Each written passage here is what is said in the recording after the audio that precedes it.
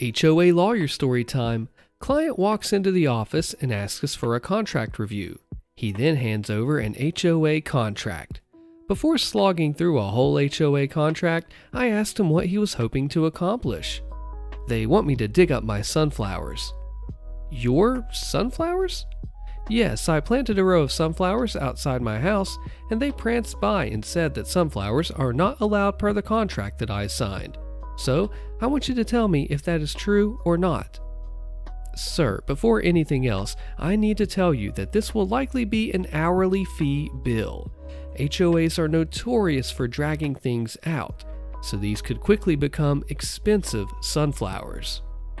I don't care. This is America and I should be able to plant sunflowers, dang it. Still thinking he wasn't that serious about sunflowers, I asked for a 3-hour retainer. He immediately pulled out a checkbook and paid for 4 hours. So I buckled down to review the alleged anti-sunflower clause. Just for reference, the sunflowers he wanted to plant were really big, like 5 feet, and all along the front of the house. It was a very substantial amount of sunflowers.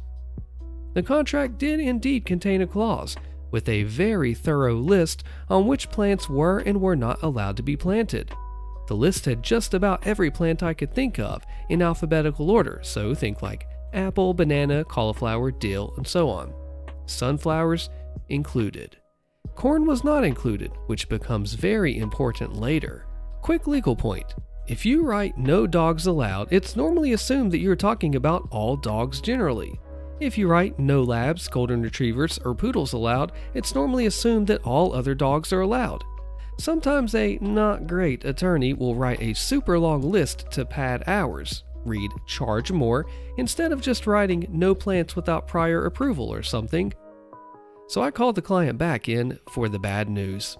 In explaining the above legal point, I let him know that the HOA got a raw deal from whoever drafted the contract. No can do on the sunflowers, but if it makes you feel any better, they were probably overbilled by whoever wrote this contract. Pretty shoddy work too. They even forgot to write down corn, but they included nonsense like dragon fruit. So yes to corn, no to sunflowers? I didn't really check the contract for corn, but it's not prohibited in the plant section, so probably? Excellent, that'll work. I thought he was oddly happy with bad news, and then 2 or 3 weeks later, he came in with a picture of his house surrounded by huge sunflowers. What happened? The guy drove out to the country and bought obnoxiously large and ugly corn stalks. He promptly planted them where the sunflowers had been. When confronted by the HOA, he told them, paraphrasing, to suck it, the contract lets me plant corn. And then, after some negotiation, he agreed to take the corn down in exchange for permission to plant sunflowers. Now we are friends, he's still a great client, and he lives surrounded by a ridiculous moat of sunflowers. Giant golden archway, posted by Zenith Blade 115. Back in 2010, I got a job working for a company that has an unofficial food item where you put $1 menu sandwich into another. I worked there for a year and a half. During that time, I learned everything. I could open, close, work the grill very well, and work front counter and drive-thru as well, if not better, than most that work there on a consistent basis. I'd been promised a review when I was hired that was to take place after 6 months of being there. Being the kind of employee that wants to move up in the company, I never pushed the issue, but instead kept pushing to learn everything I could so that when I did get my review, I would get a good one. In my time there, I called off once because I was recovering from emergency surgery to get rid of a pilonidal cyst that had ruptured. On the same token, I was always the first to volunteer to pick up a shift if it didn't interfere with my college classes. After being there a year and a half, they announced that everyone would be getting a review. My general manager came to me and told me the time she wanted to schedule me for my raise. I told her at that time that I would be needing a quarter raise to $10 a week in order to make it so I could sustain working there while going to college, and she said she understood. When my review came, I was floored.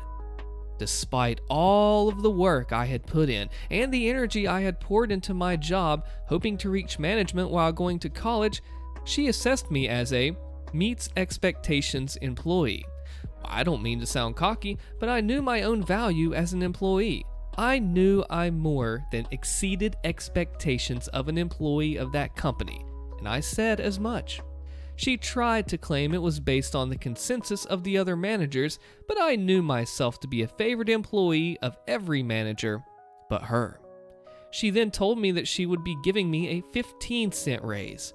I told her that I'd requested a quarter, and she said that 15 cents was the best she could do.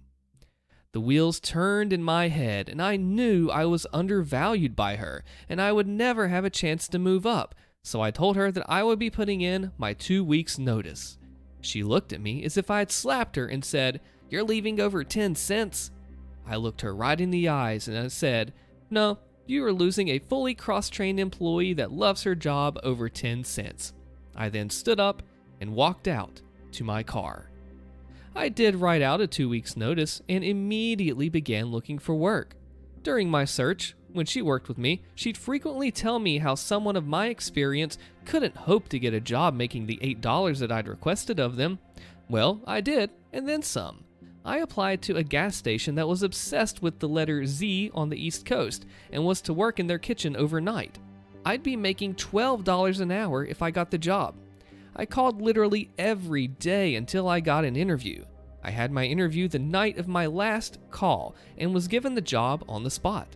With 5 days left on my notice, I informed her that I'd gotten a job, where I'd gotten it, and how much I'd be making. If looks could kill, I'd have never been able to start at my other job because of the dirt that I'd be buried under. To get back at me, she wanted the one thing that I treasured most. As an employee working for that company, they'd give you pins that you could put on your hat to show your accomplishments. In a year and a half, I'd earned over 30 pins. I was proud of them and considered them a collection. She told me that after my last shift, I'd have to return my uniforms and all of my pins. I claimed that the pins were mine as payment for things that I'd done, but she told me that she would make sure I'd be docked the cost of my pins out of my last paycheck if I didn't return them. She did it. Despite everything that I'd worked for to turn this in my favor, she got under my skin. So I decided to get her back. Not wanting to completely burn a bridge, I came up with an idea that I can confidently say was my own, but had been done before on some shows that I'd never seen at the time. I decided to suspend them in Jell-O. The night before my last shift, I cooked up a large bowl of Jell-O. Before putting it in the fridge, I tied strings around my pins and suspended them at various points throughout the bowl by taping the string ends to the outside of the bowl. I let it cool overnight. After I finished my last shift, I told my manager that I was running home to get my uniforms and pins. I returned a half an hour later with my Jell-O overturned onto a plate. I'll always miss you, plate. And then I put the uniforms on the floor next to her desk and, looking her dead in the eye, placed the Jell-O on her desk and said, "Here's your pins." I walked out without waiting for her response and decided never to go there again.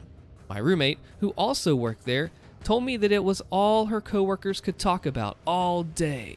I was at least able to take some satisfaction in the fact that maybe I would inspire some other shenanigans from my coworkers if they, too, decided that company was not for them. As a reminder, people don't quit bad jobs, they quit bad managers. HR didn't want to have an awkward conversation with a couple of people, so we all get extra days off. Posted by Magnus40. The company I worked for had quite an old-fashioned attitude to the workplace. The workplace was divided into boiler suits and suits, or workshops and office. They regarded office as educated, professional, and honest, and workshop as stupid, halfway done, and petty thieves. This was not a view that I agreed with. I had come from a company where everyone from janitor to general manager were treated the same and could have an input. If something went wrong in design or manufacturing, it was often the guy working the machine or fitted the parts who spotted it and came up with the correction. In my new place, the office would not accept input from workshop unless they really had to. Workshop had to clock and account for every minute, whereas office were on the honor system, we were trusted to input our own hours, and we usually just entered our 8 hours per day, despite usually working more, sometimes a lot more, because we were professional in our work ethic. In my old place, everyone clocked. It was no big deal, but suggesting that it happened here was like suggesting that the office workers were untrustworthy. Then there was Bob. Bob turned up about 8:30 and left about 3:30 and somehow managed to log 8 hours per day. We had a half-hour lunch break. We could extend it, but had to log it and work the time back. He took long lunches of about an hour or so. He was also a heavy smoker, and about 3 to 4 times an hour, Bob would pop outside for a smoke. Everyone knew about Bob, including HR. We knew that Bob was on a shaky peg for a while because his working hours were getting shorter and shorter while still being charged at 8 hours. Something had to give. HR had an easy job. Have a word with Bob and get him to work the hours he claimed, put him on an RA or remedial action plan, or else fire him for misaccounting hours. Instead, HR decided to instigate a new policy that everyone on site would clock and would have to account for their hours on site. At no point did HR actually talk to anyone in the office. They just seemed to come up with this plan based on what they think went on. Engineering were generally unhappy with this, although a few did grumble about honor and trust. HR just shrugged their shoulders and shifted the blame on the European Working Time Directive and said that it was the new normal, nothing we can do. Honest. You don't BS engineers because we like rules, and sure enough, some of the engineering team researched it and found out that HR was just using the EU law to railroad through a new process. We did need to record worked hours, but nowhere did it say that we had to use an electronic clocking system to do it. The old system fulfilled the requirement of the law just fine. The new clocking machines were fitted in every entrance to the office block. We were all given swipe cards and training on using the new system. We could have pointed it out to HR, and indeed some people tried, but the decision had already been made and they pushed ahead with it. We all knew what was coming, and we continued on as normal, waiting for the end of the month. At the end of the month, the project billing controllers went nuts. While 1 or 2 people were genuinely stealing time from the company, the rest of us were under-accounting for our time. Engineering were on a flexible working day. As long as we did core hours and did our 8 hours, then we were okay. Anything over 8 hours was banked, and at the end of the month was either paid as overtime or flexi time. I nominally started at 7 a.m., but I was usually in by 6:40, and we worked to the job so I could leave at 3:30, but it was often closer to 4. Most of us were the same, but we usually just rounded to an 8-hour day. Suddenly, the projects lost 3 or 4 hours of free overtime per person per week with an office of around 300 people. That's a hit load of time, and that had to be paid out as OT or banked as flexi as per our contract. 1 or 2 of the managers suggested that we adjust our time to the previous hours, but falsifying clocking hours was gross misconduct and a sackable offense, so they went back in their box pretty quickly. HR told us to log our time accurately, and so we did. HR refused to back down because EU law, which we knew that this was rubbish, and so the productivity figures went down, in some cases by over 10%. Cost went up as we had to be credited with all the extra time, and so we all got at least 1 flexi day per month that we never had before. Thanks, HR. All you needed to do was to have a word with Smokey Bob and his like, and all would be well. But because you wanted to avoid an awkward conversation, we all get extra holidays. Woohoo! Office Appropriate Attire, posted by Richie65. This was about 5 years ago. Setting the stage. I had been with this massive global company, one of its manufacturing divisions, for about 7 years. I was Tier 3 plus IT support, mostly behind the scenes stuff and online meetings with folks. On call as well. The guy who hired, Steve, department director, was great. I was, and still am, a jeans and t-shirt. I have like 200 plus silkscreen tees. Nothing offensive, but pleasantly entertaining. Steve decided to exit the corporate world. I did not want his job, so massive global company found and hired a new director. Jay and I got along well, I thought, but then I started to see that he was intimidated by my skill set and ability to resolve issues with either a PowerShell script that I already had or by a command line, very quickly fixing issues in a matter of seconds using methods that he could not understand. He was a GUI person. Jay started looking for things to discipline me for, and here we go. Jay decided that my wearing t-shirts was unprofessional. I said, "What do you mean by unprofessional?" Jay said, "It gives the impression to others that you don't respect them and they don't think they can trust you to do your job correctly." Others? Who? Who thinks I can't do my job? Look, I'm not going to argue this. You need to come to work in office-appropriate attire, period. So, I'm not capable of doing my job unless I'm wearing office-appropriate attire, not allowed to do my job unless that is how I'm dressed? Jay bluntly and dismissively said, "That's it." I said, "Well then, I need to add this kind of specific detail to this write-up." Yeah, he was putting it on paper, so I added that to my comment. Management determined, explained to me, and I now understand that I am not able to perform my work-related tasks in a professional manner unless I'm wearing office-appropriate attire. Then, for about 3 weeks, slacks and polo shirts. On a Friday night, I get a call at about 11:15 p.m., since remember, I'm on call. There's an issue affecting multiple production lines. None of the computers are connecting to the network. They can't print labels and blah, blah, blah. My plan comes into full effect. Full circle ensues. I tell the production supervisor that I can't do anything about it. Really, I just needed to run a script that bounces DHCP on a domain controller, but I digress. Because I am not wearing office-appropriate attire, and he knew what I was referring to, and all my clothes were at the dry cleaner, and that I will pick them up on my way to the gym Monday morning. That blew up tremendously, as expected. Jay calls me early Saturday morning, where I, bluntly and dismissively, tell him that this issue is his problem, not mine. He was the one who disciplined me and insisted that I was not able to do my job unless I was wearing office-appropriate attire, and that it is documented that I must be wearing office-appropriate attire in order to do my job, and that this will be happening on Monday morning after I pick up my clothes from the dry cleaner. Your rules, buddy, not mine. Have a nice weekend. Then tell me how to fix this. I'm not even wearing pants right now. I can't do work stuff. Jay angrily hangs up. Monday, I come in prepared for battle.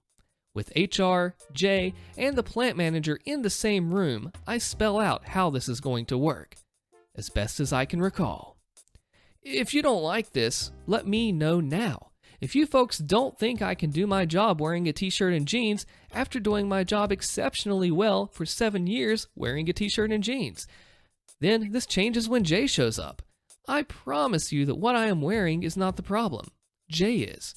If you see it otherwise, explain it to me. HR and the plant manager say, "Huh? What?" HR, don't play stupid. You saw that write-up and you filed it accordingly. The plant manager says, "What?" I explained the write-up to the plant manager. Plant manager says that this is the stupidest thing he's ever heard and ultimately blasts Jay and HR. Plant manager reassures me that this will never happen again. The write-up is garbage and that if I have any other problems, to let him know. He asked me to fix the production line issue. I pop up my laptop screen, log in, run a PowerShell script and say, should be good in a few minutes. About 6 months later, I suspect that Jay was up to some unscrupulous stuff and found all kinds of proof in his email. Sent that off to the plant manager. Jay was terminated the next day. Sued the HOA president. He keeps finding me, so I ruin his HOA. Click the video on your screen so you get this awesome story, and I'll see you there.